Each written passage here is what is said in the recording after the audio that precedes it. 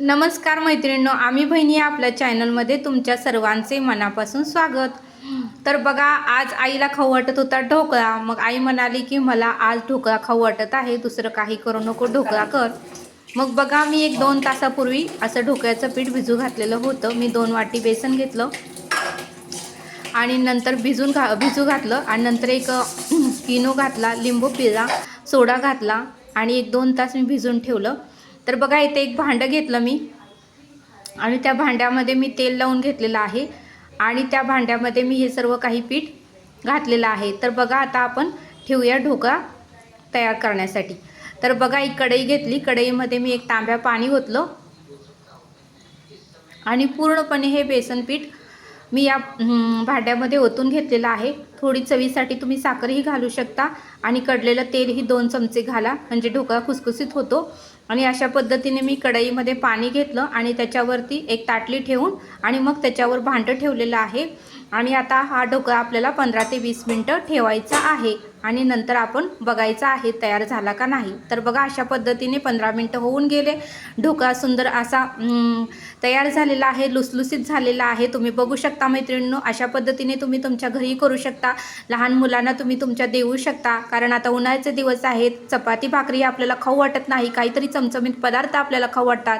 तर 5 मिनिटात हा ढोकळा तयार होतो मैत्रिणींनो, तुम्हीही नक्की करून बघा।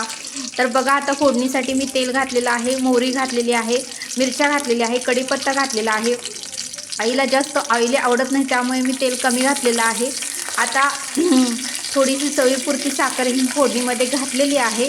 तर बघा, आता ही फोडणी आपल्याला ढोकळ्याच्या वरती घालून घ्यायची आहे।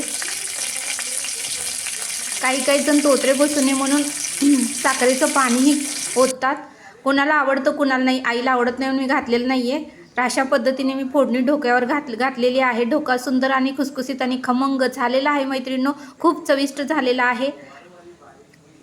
आणि अशा पद्धतीने तुम्हीही घरी करू शकता, कारण उन्हाळ्याचे दिवस आहेत, रोज रोज तेच जेवण हे आपल्याला नको वाटतं।